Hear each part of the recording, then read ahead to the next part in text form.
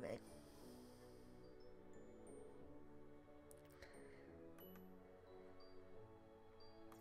There'll be about a 15-second delay. Sorry? There'll be about a 15-second delay. Yeah, I realised that. And they can now hear us. So that's fab. Yeah, so we know it's going through. Well, hi there. It's Lai Quen.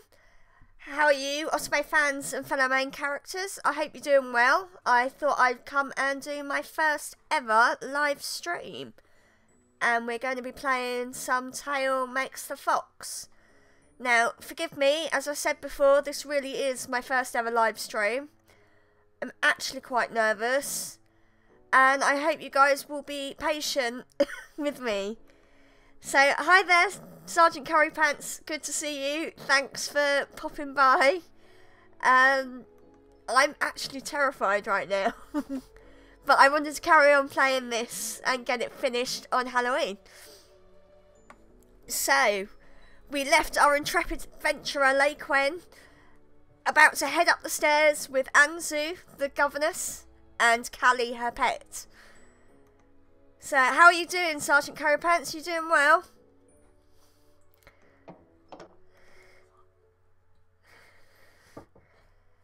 Yeah, thank you for tweeting it out, because I have forgotten to do all of that, because I literally decided to go live about half an hour ago.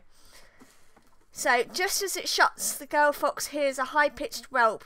The sight of blood spilling onto the crystal floor is the last she sees of the arguing men, for now. Like most things in Komunoto Palace, the office is rarely used for its intended purposes. The only thing that looks like they may be used for businesses are the few massive bookshelves lining the walls, but even they are occupied with frivolous trinkets and dolls. How Anzu acquired these trinkets is shrouded in as much mystery as the woman herself is. However, it's important to note that the biggest trinket that the governess owns is her personal assistant, Callie. It is a very fancy palace, you're quite right, Sergeant Currypants. Therefore, it shouldn't be shocking that the strangest thing about the room are the photos, some more decent than others, that capture Callie's delicate beauty. The subject herself sees nothing wrong with said pictures. In fact, they make her swell with pride when she notices Lai Quen's attention gravitate to some of the less decent ones. What the governess and her assistant actually do in this room is hard to tell with just a cursory investigation.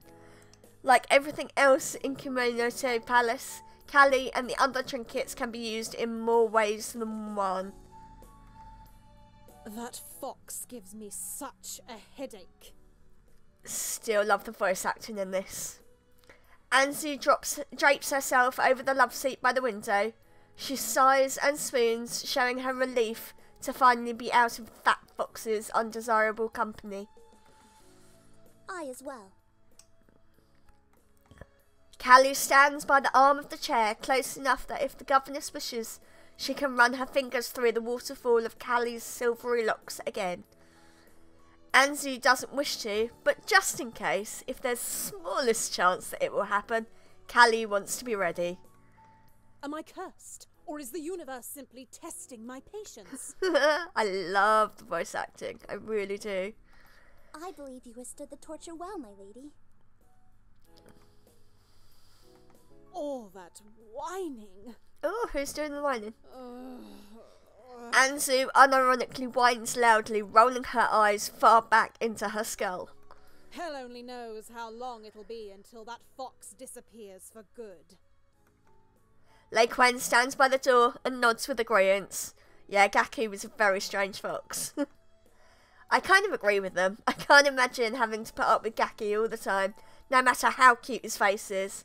And all that leering is so creepy, no matter how cute his face is. I get the feeling she thinks his face is cute. And all the things he says, no matter how cute his face is, it's just unforgivable. But Gaki does have a cute face. I love these comments. A really cute face. Still, he's a nuisance that should have been swallowed, not born. I can't read this evening. I'm not sexy. It ruined the mood of the whole day. It did ruin the mood of the whole day. I wouldn't go quite that far. She is just an insignificant fox, after all. She? Wait, she? That's At least it's over now. We can put it all behind us and enjoy ourselves again. They're being mean about me now.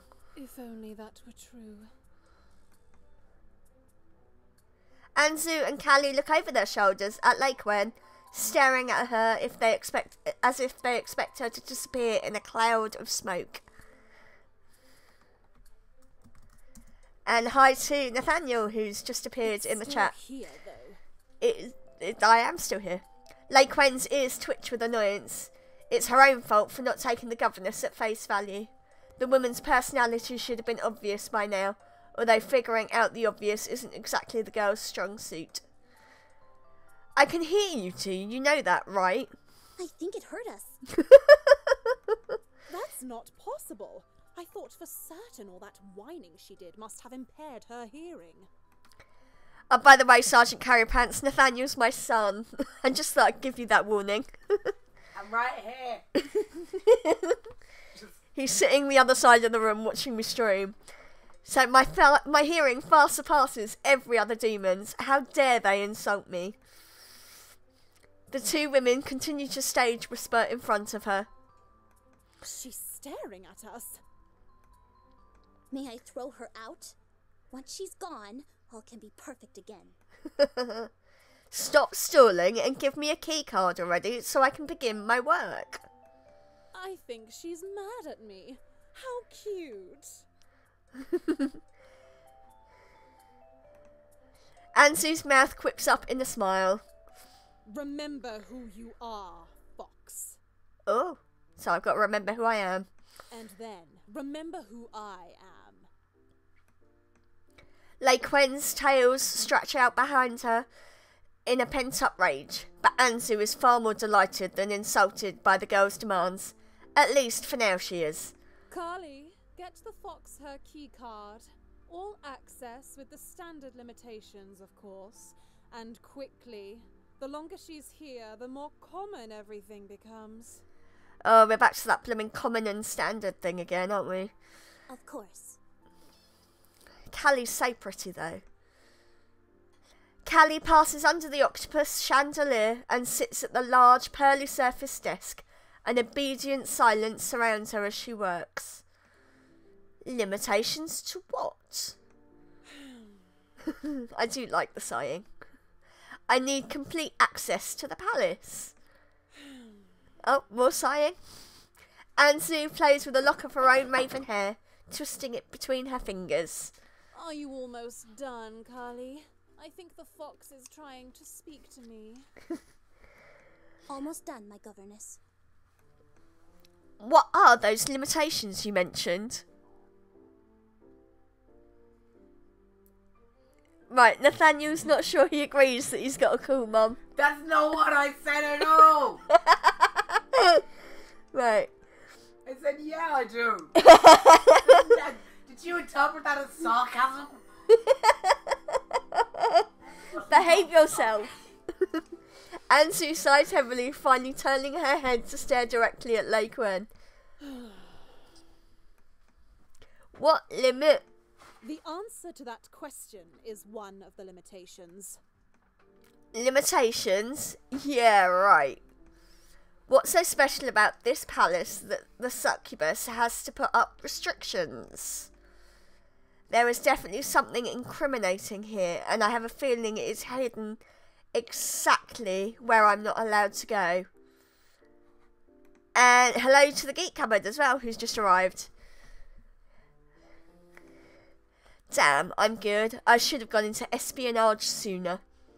You guys will have to let me know how terrible this live stream is, whether it's any good. Any other questions? Will you answer them? Probably not. Then, no. Good option. Callie presents the keycard to Anzu on a small silver tray. A little excessive if you ask Lai Quen. What in this palace isn't in excess? The key card, my governess. Callie faces Lai Quen for the first time since coming to the office, but it's Anzu who speaks up. This keycard will permit you access to the necessary documents for your task.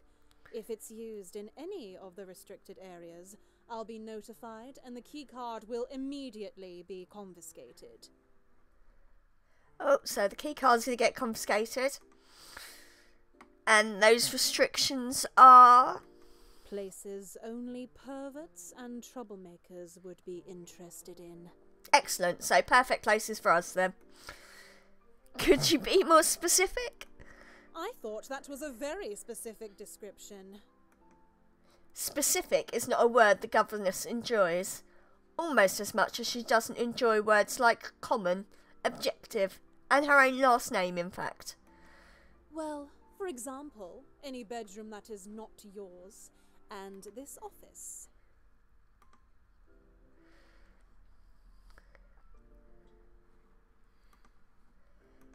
Sorry, I was fiddling with the chat there. So, anywhere else? Nowhere that you should naturally find yourself, unless a grave ending is what you seek. So, do we deflect? Do we ignore the comment? Or do we bite back at her? Do you know what? It'll rile her up more if we ignore it. Ignore herself. She's just trying to get a rise out of you. There you go, see? I've got this game in the bag.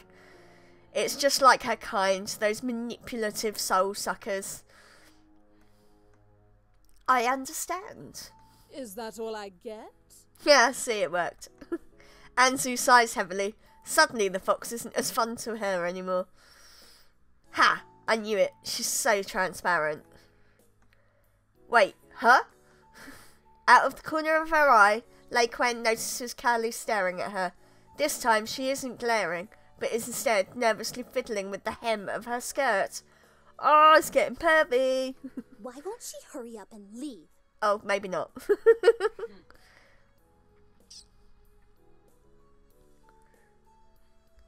What if who's vegan, by the way?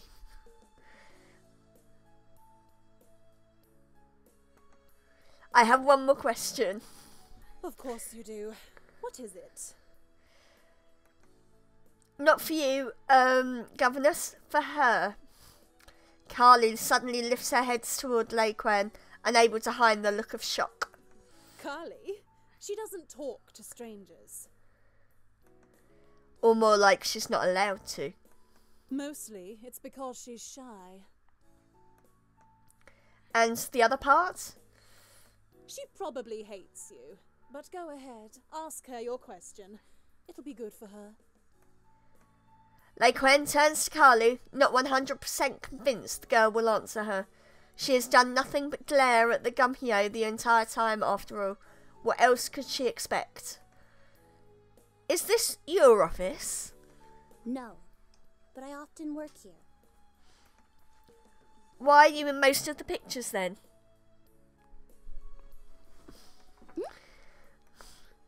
The girl stares at Lai Quen before quickly turning away. My son's being very strange and I'm not sure why. I'm going to check the chat for a moment. Oh, hello We Are Us Games. Nice to see you too. Oh man, this is quite exciting. People actually turned up in my stream. I'm here. I know you're here, Nathaniel. I'm here physically and in the chat. Yeah. I hit the wrong button there. You went to OBS. Yeah, I didn't want to go to OBS, did I? No, I wanted to stay on that screen and that screen. Right. Oh, Jess is here too! Oh, there's everyone. Hi. Right, you and Jess will get on really well, Nathaniel, because Jess is really into Star Wars too.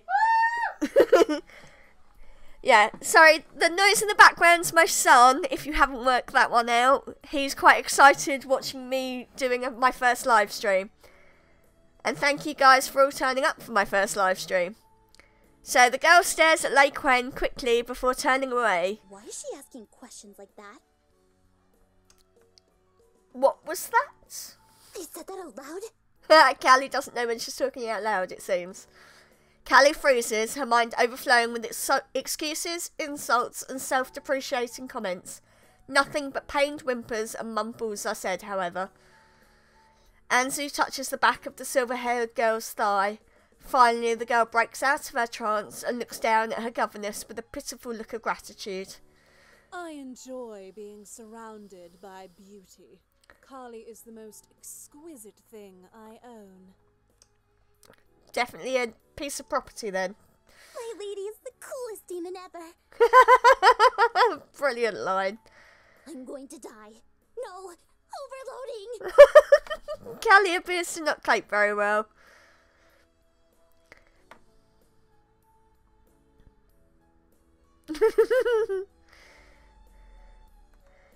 Anzu's cool fingers stroke the girl's skin as she lifts her hand away. I think my heart just stopped. I like Callie, she's funny. Callie sways as her whole face overheats into a feverish temperature. I'm a little shocked you'd ask something so personal. I thought you were all business, Fox. I was just curious and a little disturbed. What Gaki said about their relationship being a little too personal seems right on the money, but then again, none of this is my concern. But I want to make this crystal clear. I'm only here to do my job, so in the future I'd appreciate a little more cooperation. Are you implying that I haven't been cooperating? Carly, have I done something wrong? No, never, my governess. You failed to make yourself clear, Fox. Now you're simply wasting my time. This whole place is a waste of my time. You have your key card, so you can start your work. And the sooner you start, the sooner you'll leave. Fine, if you show me where you keep your records then. I don't know where they are. Then how am I... Celios does, though. Come along.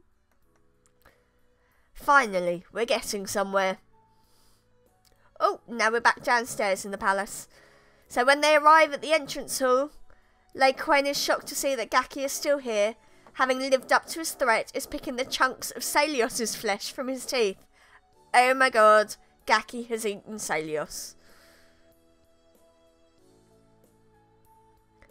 And by the way, who is Darth Vader? Nathaniel? It's a call of a misspelling. I corrected myself. You did correct your spelling. I just thought I'd take the mickey out of you while you were here. Being a bully. I am. It's my live stream. I can bully you if I want to. No, you can't. So when they arrive at the entrance hall, Lai Quen is shocked to see that Gaki is still here, and having lived up to his threat, is picking the chunks of Celios's flesh from his teeth. All evidence that a struggle has taken place is being cleaned up by the pale bite victim. The closer the girl gets, the more bite marks she sees on both of them. It's evident that the vampire has a lot more bite in him than she first thought. Well, he's a vampire, of course he does. I see that you failed to control the pest. Oh, we've got failures to control things and all sorts going on. I've just found out Death was his estranged brother, it would seem. Yeah. So, how are you guys doing and enjoying this stream so far?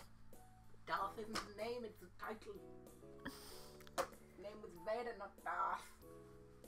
Although in the original script there was actually Darth.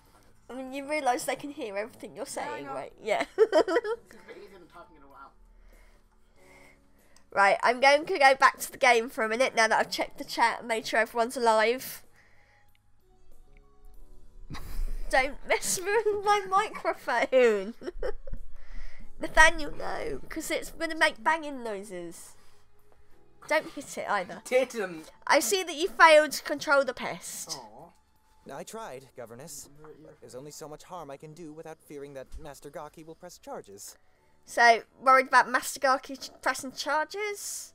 Like you expected any less, On. I'm both a fighter and a lover. You know that. Anzu looks at the fox boy, her eyebrow lifting. A disgusting look turns her pretty mouth into something equally beautiful, but more menacing than before.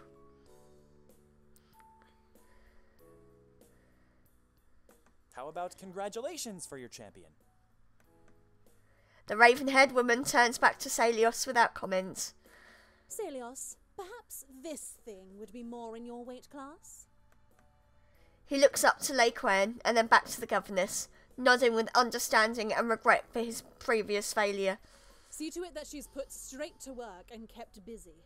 I want her gone as soon as possible. If you remember, we're here doing an audit for the devil, Lucy. Yes, governess. And, Fox, remember what we talked about. Don't go in the pervy places. I'm not scared of you, but you should certainly be afraid of me. Mwah! Lai Quen smirks, bowing her head to the governess before meeting Celios at the bottom of the stairs.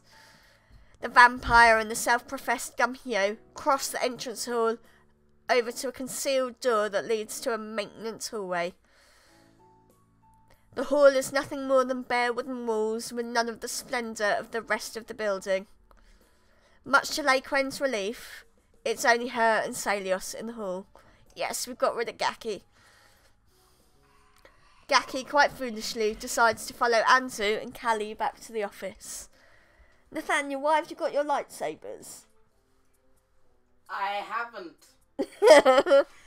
Fair enough. The fox boy won't see the inside of the office today, though. Did you hear something, Carly?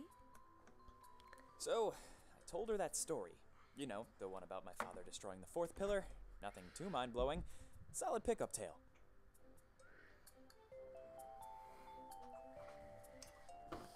There seems to be an annoying buzzing noise, my governess. And I have to say that R2-D2 is one of my favourites in Star Wars as well. Him and Chewbacca. Jess wants to know why you shouldn't have your lightsabers. Here's a good question. Why shouldn't I have them? Well, it's my room, so that's why, to be honest. Goodness sake. Apologies for the lightsaber noises now. Wait, have I told you guys that story before? You know, the one where my family is basically dubbed the heroes of the war? I didn't already tell you that, did I? It feels like it's burrowing its way into my skull. No, wait, I did. Never mind then. So, I told her about the pillar, because, you know, nothing like some phallic imagery and some fake-ass daddy issues to get her hot. Yay, phallic imagery. Dispose of Kyla it. said, but go on right here. Yeah, Dude, shut up. When I'm done telling her the whole thing, guess what the little slut does? What's she do? Now. Gladly, my governess. She's... Oh my goodness. Gaki appears to have been electrocuted. When Lai Quen enters the archives, she sighs with relief, grateful there is one place in this insane palace that looks how it's supposed to. Best of all, it's the archives, a place where the auditor can feel at home. She's quite used to spending her days in the pigeon-sized cubicle, so the floor-to-ceiling shelves that threaten to collapse under the weight of all of their contents are right up her alley. I apologize for the lack of light, and the smell. No one but myself usually works in here.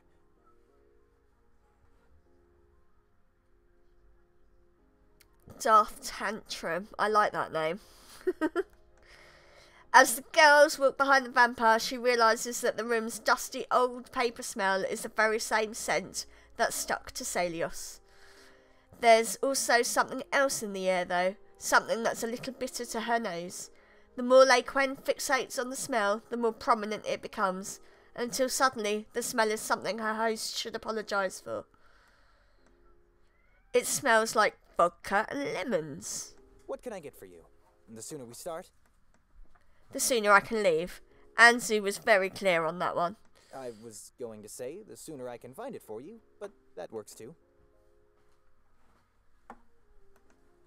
Sorry. The Gumhyo feels bad since the vampire isn't Anzu, and he hasn't said a thing to get on her bad side. It's just very hard to stop the governess getting under one's skin. Even when she's not actually present. If you're going to come and sit and watch me stream, you have to sit down. But there are no more chairs. No Where do need, I sit? but I'd advise you to be wary of jumping to conclusions here, even if it's in your nature not to listen to my advice. My nature? What, he thinks all foxes are like Gaki? Is that it? I shouldn't waste my breath. No one ever takes my advice. Maybe I'm just distrustful to everyone by nature.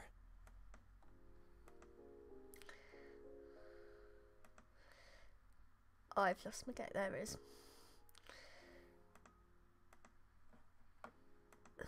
So, the condescending little shit. I feel sorry for you, but now I hope Gaki really did eat your... Yep. Celios stops suddenly and Lai Quen walks right into him. The vampire turns to look at her with a displeased frown as the shelves around them wobble threateningly. Perhaps you should take a seat. Good advice. I believe I just gave that exact advice to my son. The aisles will be too narrow for the both of us. Take a You seat. must be tired. I'm fine. Humph. I'm not some nuisance you can just cast aside. I politely insist that you take a seat, miss. Oh, he's worried about the books. I've never had to explain the filing system. I'll probably make it sound more complicated than it actually is. And I politely decline, so leads the way. If you insist. She does. I do. I really hope you won't. I do. 1 for Lai Quen, 0 for the bloodsucker. As Celios predicted, the halls are too narrow for both of them. The more Lai Quen tries to help find the records, the more tangled the two of them become. The files for the upper tier collectors are just by your ankle. If you let me pass, I can... You mean here? The girl bends down and reaches for the folders, but her butt hits the shelves and everything around them rocks. No, that's the lower tier folder. Celios holds his hands out and tries to steady the rocking shelves. What? But I thought... In a panic, Lai Quen pulls a hand away from the folders and her sleeve catches on the tooth of a dog skull artifact. I explained that already. The colors correspond with the... Oh, please, be careful with that skull. I don't think it's bunny ears. I think it's horns. For some reason, he's a weird horned demon vampire. I don't quite get it either, Nikita. The auditor pulls her sleeves away from the skull, the material ripping as she fights with it, all the while knocking into the shelves, and to Celios' dismay, causing more trouble than he first anticipated. She's gonna ruin the library. Please, stop moving. He gets very agitated. Lai Quen finally freezes and waits anxiously for the shelves to stop rocking. Slowly, everything stops moving, and she's free to move again. She looks over to see Celios' blanched expression, which, for once, isn't trying to sugarcoat his complete horror. Maybe you should have explained this filing system one more time? Just for clarity? Celios lets his hand drop away from the shelves. As much as he wants to refuse to explain the whole thing again, he also doesn't want the fox to ruin his system because of her lack of knowledge. Taking a deep breath, he begins the explanation all over again. Our files are organized primarily by their appeal grade. The grades are how you find the aisles. Then they are categorized by their total contributions to the gross increase of soul influx, also referred to as spirits. And spirit determines the purity level, right? They're only a small aspect of the purity level. Governess Anzu manually grades their purity on a biannual basis.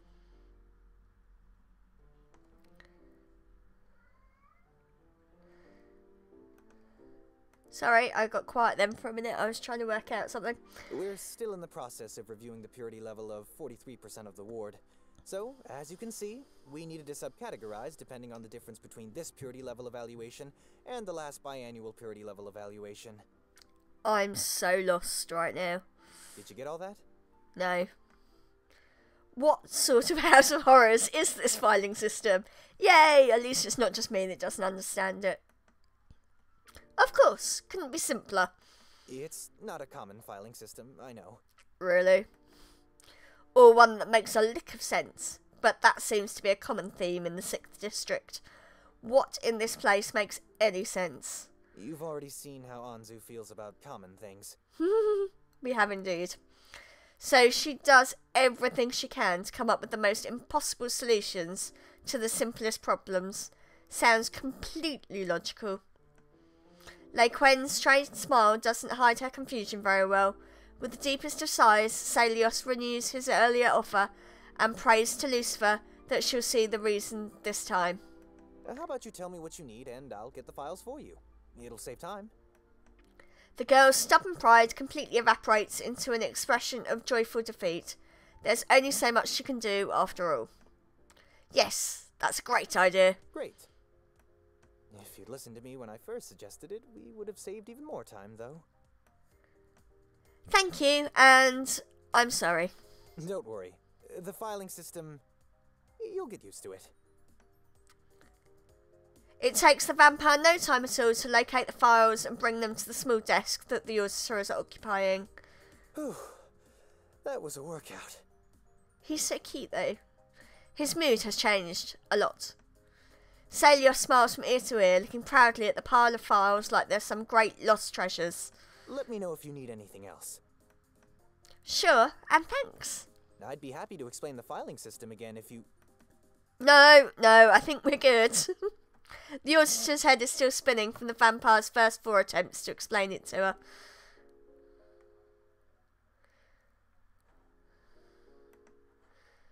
My filing system really isn't that bad, is it? Yeah, no it is. I mean, I'm pretty sure I got it already. Sure. Lai Quen picks up the first folder and starts to shuffle through it. She quickly gets to work marking down the parts she thinks will be useful and making notes on what she can probably skip.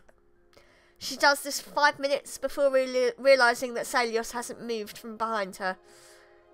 Is something wrong? I have been asked to help you. And you have helped me. I'm fine now, so... Lai Quen slams the folder shut and turns to face Celios dead on. She knows his game, and by the sudden blush on his face, he knows she knows. Were you asked to keep an eye on me? No, I apologize. This must look bad. I think he was. I should have said something earlier. I was just thinking of how to best phrase it, and I guess I've been thinking for a long time, and... oh, now I've done something strange. Everyone does things strangely sometimes. What? I want to know what perfume you're wearing. What? Your smell. It's strong. And I thought it must be because you're wearing some strange perfume. Are you saying I stink? Rich, coming from someone who smells like an embalmed corpse. No, you don't stink. You just smell more human than other demons I've met. Whoa. I know you can get a perfume from some of the markets, but I've never smelled a perfume so accurate before. You smell just like a human. That's creepy, right? No wonder they stuck him down here in the records room. He's as all over the place as the filing system. Black markets, perfumes and humans? What's wrong with him? That was so I creepy. think you smell nice. Like a human. To me. He's so weird. Do I smell like food to you? Or let's stick to business? Do I smell like food to you? I want to know what that answer is. Oh, I get it. This is some vampire pickup line. My Lucifer, why are all the men in this place coming on to me? Because that's the game. So, I smell delicious to you, is that it? Like a cheeseburger or something? What? No, I mean...